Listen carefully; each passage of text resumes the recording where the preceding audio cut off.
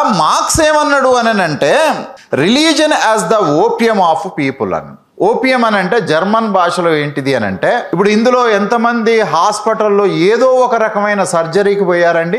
ఏదో ఒక రకమైన సర్జరీ. డైరెక్ట్ సర్జరీ చేసిర్రా? సర్జరీ చేయటానికంటే ముందు వాళ్ళు ఏదన్నా మీ బాడీకి ఇచ్చిర్రా? అనస్థీషియా ఇచ్చారు. ఓపియం అంటే ఏంటిది అని అంటే ఒక మనిషికి నొప్పి తెలియకుండా చేయటానికి ఇచ్చేటటువంటి ఒక మందు. ఇప్పుడు మనం అర్థం చేసుకోవాల్సింది ఏంటిది అంటే మతం అంటే ఏంటిదో మీ ముందు నేను కొన్ని ప్రపంచంలో ఉండినటువంటి తత్వవేత్తలు అనుకున్న విషయాలన్నింటినీ మేము ముందు పెట్టాను. ఏంటిది మతం? ఇంకొక ఆయన భారతదేశంలో మెజారిటీ మతానికి డైరెక్ట్గానో ఇండైరెక్ట్గానో ఇన్స్పైర్ చేసేటటువంటి ఒక పెద్ద మనిషి ఉన్నాడు. ఆయన ఏం చెప్తాడో చూద్దాం. మతం అంటే God is dead, reflecting his belief that traditional religious values were declining in modern society. And దేవుడు చచ్చిండు ఏడికి పోయినా దేవుడు చచ్చిపోయిండు అని చెప్తుండే ఆయన పేరు నీషే. మోడర్న్ టైమ్స్ లోపల అతి ఎక్కువ ప్రభావం చూయించినటువంటి ఫిలాసఫర్స్ 10 మందిలో ఇతను ఒకడు, నీషే. డాక్టర్ అంబేద్కర్ మతానికి సంబంధించినటువంటి విషయాన్ని మాట్లాడుతున్నప్పుడు మతం అంటే ఏం లేదు, బౌద్ధాన్ని కూడా మనం ఒక మతమే అని అనుకుంటే, అంటే కమ్యూనిస్టులు ఒప్పుకోరు, లేదా బుద్ధిస్టులు కొంతమంది ఒప్పుకోరు, బౌద్ధం మతం కాదు, ఇది జీవన విధానం. నేను ఆల్రెడీ చెప్పిన జీవన విధానం అనేది కూడా మతానికి ఒక డెఫినేషన్. ఎందుకు ఈ మాట అంటున్నానంటే అంబేద్కర్ కూడా దాన్ని యాక్సెప్ట్ చేసిండు. కాబట్టి బుద్ధుడు తాను చర్చించిన విషయాలన్నింటినీ 2 భాగాలుగా కన్సిడర్ చేసిండు. ఒకటి ఖచ్చితంగా నిరూపణ చేయగలిగేటటువంటి, 2 స్పష్టంగా తేల్చి చెప్పేందుకు వీలు లేని విషయాలు. అంటే కొన్నిటిని ఎవిడెన్స్ చూపెట్టి చెప్పొచ్చు, కొన్ని ఎవిడెన్స్కు అతీతంగా ఉండేటటువంటి ఉండొచ్చు. అంత మాత్రం చేత మనం వాటిని లేవు అని చెప్పటానికి కుదరదు. మనిషి జీవితం లోపల అనేక విషయాల్ని మనం డైరెక్ట్గా చూపించటం అనేది కుదరదు. కానీ దాని ప్రభావం అనేటటువంటిది మనిషి జీవితం మీద ప్రత్యక్షంగానో పరోక్షంగానో ఉంటుంది. కరెంట్ ఏడ ఉంది చూపెట్టు అని అంటే నేను చూపెట్టలేను, కానీ అది స్విచ్ చేసినప్పుడు నీ పైన ప్రభావం చూపిస్తుంది. అంటే విద్యుత్తు ఉందా లేదా అని అంటే మరి విద్యుత్తు కూడా కనపడదు కదా, ఉన్నదని ఎట్ట చెప్తావు అనే ఒక మూర్ఖపు క్వశ్చన్ వేసినావు అని అనుకో. ఏం లేదురా బాబు, 2 వైర్లు తీస్తే ఇదో చేతిలో పట్టుకో, స్విచ్ చేస్తానంటే అయిపోతుంది. ప్రభావితమైంది అంటే ప్రభావితమయ్యేటటువంటి విషయాల లోపల నెగటివ్ ప్రభావితాలు ఉండొచ్చు, పాజిటివ్ ప్రభావం. అంటే లైట్ ఇస్తున్నది మనకు, అది మనకు ఒక పాజిటివ్ లైఫ్.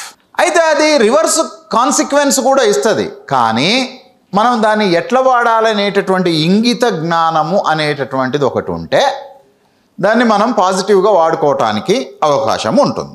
చాలా మతాలు ఈ దేశం లోపల చావు పుట్టుకల గురించే మాట్లాడుతుంటాయి. మరి ఈ బౌద్ధం కూడా స్వర్గం నరకం అనేటటువంటి భావన గురించి మాట్లాడిందా? జైనం కూడా స్వర్గం నరకం భావన గురించి మాట్లాడిందా? లేదా స్వర్గం నరకం అనేటటువంటి భావనలు కేవలం దేవుడు ఉండే మతానికి సంబంధించిన ఊహలు మాత్రమేనా? ఇక్కడ నేను చాలా సందర్భాల లోపల ఏమంటాను అని అంటే, ఒకవేళ భ్రమ అయినా సరే ఊహ, ఒక ఊహని వాస్తవంగా చేయటం ఎట్లా సాధ్యం అవుతుంది అని అనుకున్నప్పుడు అంబేద్కర్ చెప్పినటువంటి his ideal society which is costless, భూమి మీదనే స్వర్గాన్ని అంబేద్కర్ సృష్టించిండు అని నేను చెప్తాను. ఎందుకంటే స్వర్గం అంటే దుఃఖం లేదని వాళ్ళు చెప్తున్నారు కాబట్టి భూమి మీదనే ఒక దుఃఖం లేని సమాజాన్ని సృష్టించుకోవటం సాధ్యమవుతుంది. మీరు అనుకున్న స్వర్గం సచ్చిన తర్వాత వస్తుంది, కానీ బతికున్నప్పుడే స్వర్గాన్ని బుద్ధుడు నిర్మించిండు. It is not about the illusion. అంటే ట్రూ ఎథీస్టులతోటి చాలా ఇది ఉంటుంది. అందుకనే they have to learn from Periyar. అంటే ఎథీజాన్ని, రేషనలిజాన్ని భారతీయం చేసినటువంటి వాడు పెరియార్. ఫ్యూర్బా మెటీరియలిజాన్ని ఎకనామిక్ మెటీరియలిజంగా కన్వర్ట్ చేసిన వాడు కార్ల్ మార్క్స్. ఈ తేడా తెలియక మెటీరియలిజాన్ని ఒక శుద్ధ పదార్థవాదంగా కొద్దిమంది అర్థం చేసుకుంటారు. కానీ బుద్ధుడు లేదా పెరియారు, బాబాసాహెబ్ అంబేద్కరు స్వర్గం అని అంటే అక్కడ ఎట్లా ఉంటుందనే ఒక భావనను తీసుకుంటే, ఆ భావన ఇప్పుడు నీ జీవితం లోపల ఉంటే నువ్వు జీవించి ఉన్నప్పుడే స్వర్గాన్ని చూడవచ్చు. స్వర్గం కోసం అమిత్ షా లాగా చచ్చిపోయిన దాకా బతకాల్సిన అవసరం లేదు, చనిపోయినాక మాత్రమే చూడాల్సిన అవసరం లేదు. ఈ ఎగ్జిస్టెన్స్ లైఫ్ లోపల కూడా మనం స్వర్గాన్ని చూసేటటువంటి ఏర్పాట్లు బుద్ధుడు మనకు చేసి పెట్టిండు. ఎందుకు అని అంటే ఏం లేదు, నరకం అంటే దుఃఖాన్ని ఇచ్చేది, స్వర్గం అని అంటే సంతోషాన్ని ఇచ్చేది. తనకు ఏది సుఖాన్ని ఇస్తుందో దాన్ని మాత్రమే మనిషి చేస్తాడు. మనిషి చర్యలన్నీ సుఖము దుఃఖము లేదా పెయిను ప్లెజర్ తోటే ఆధారపడి ఉంటుంది. ఇప్పుడు మీరు వద్దని చెప్పిన పిల్లలు కొన్ని పనులు ఎన్ని చేస్తారు? ఇగో ఈ పిల్లోడు వాళ్ళ అమ్మ మొబైల్ ఫోన్ తీసుకుంటుంది, వాడే మొబైల్ కావాలంటుండు. ఎందుకు? He getting pleasure from using that mobile phone, so that he use it. It is not just mobile phone. Any action of human being is completely determined by the pleasure only. ప్రతి మనిషి తన జీవితం లోపల పెయిన్ని తీసేసి, pain అంటే బాధ, నొప్పి, దుఃఖం, అనేక పదాలు. అంటే తన జీవితానికి ఏదైతే నొప్పిని కలిగిస్తుందో, బాధని కల్పిస్తుందో, దుఃఖాన్ని కల్పిస్తుందో దాన్ని తొలగించుకోవాలని, ఏదైతే తనకు ఆనందాన్ని, సంతోషాన్ని ఇస్తుందో దాన్ని పొందాలి అని కోరుకుంటాడు. అయితే దీంట్లో కొన్ని లాంగ్ స్టాండ్ ఉండొచ్చు, కొన్ని టెంపరరీ ఉండొచ్చు. ఇప్పుడు నువ్వు మందాగినావు, 2 గంటలు 3 గంటలు సంతోషంగా ఉంటాడు. రోజంతా సంతోషంగా ఉండాలంటే ఏం చేయాలి? రోజంతా తాగాల? అట్లా ఉన్నారు కదా, రోజంతా 24 hours అదే పనిలో ఉండేటోడు ఉన్నాడు కదా. జీవితం అంతా సంతోషంగా ఉండటం, జీవితం అంతా పెయిన్ తోటి ఉండటం, లేదా జీవితం పెయిన్ ప్లెజర్ తోటి ఉండటం.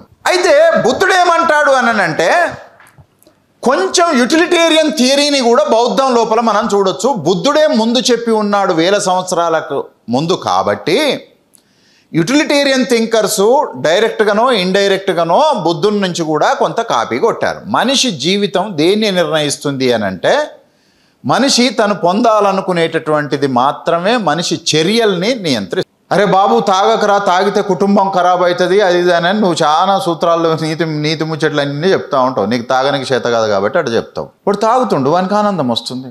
ఒక మనిషి ఇంకొకరిని కొడతాడు, ఆనందం వస్తుంది. ఒక మనిషి ఇంకొకరిని హ్యూమిలియేట్ చేస్తాడు, బాధిస్తాడు, ఆనందం వస్తుంది.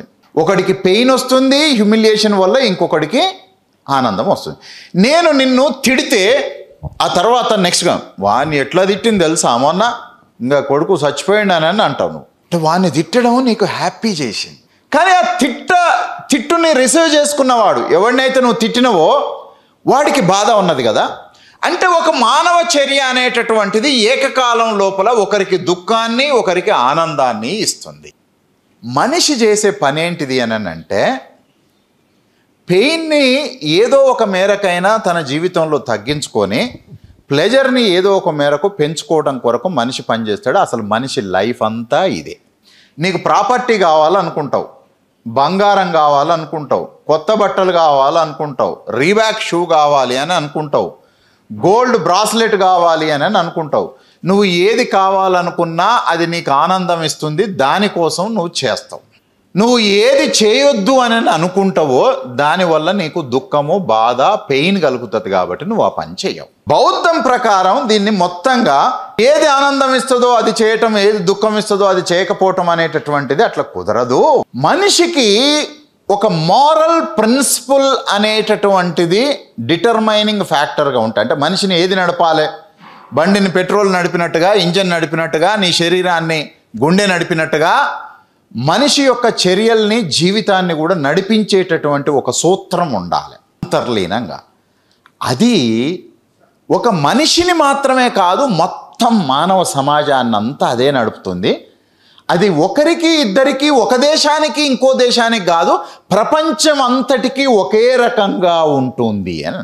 అంటే ప్రపంచం అంతా ఒకే రకంగా ఉండే సూత్రాలు ఉండొచ్చు, మనిషికి వేరుగా ఉండే సూత్రాలు కూడా ఉండొచ్చు. మనిషికి వేరుగా ఉండే సూత్రాల గురించి మనకు అక్కర్లేదు, వాటిని కొద్దిసేపు పక్కకు పెట్టేసేద్దాం. కానీ ప్రపంచం అంతా ఒకే రకంగా ఉండే సూత్రం. చావు పుట్టుకలు లేని దేవుని యొక్క అభిష్టము ప్రకారమే సకల జీవరాశుల యొక్క స్థితిగతులు ఏర్పడతాయనేది ఒక సూత్రం. ఈ సృష్టికి ఎవ్వరూ కారణం కాదని సమస్త జీవరాశులు వాటంతట అవే ఉద్భవించాయి అనేటటువంటిది రెండవ విషయం.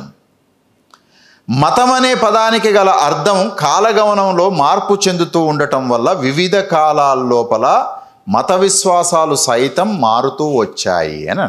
అంటే మతం అంటే ఏంటిది అనేది ఒక 10,000 సంవత్సరాల నుంచి ఈ రోజు వరకు ఒకే రకమైనటువంటి డెఫినేషన్ లేదు. ఒక 2,000 సంవత్సరాల క్రితం మతం ఒకటి అనుకుంటే, ఇవాళ మతం ఇంకొకటి అనుకుంటే, రాబోయే 5-10,000 సంవత్సరాల తర్వాత మనుషులు మతం అంటే ఇంకోటి అని అనుకోవచ్చు.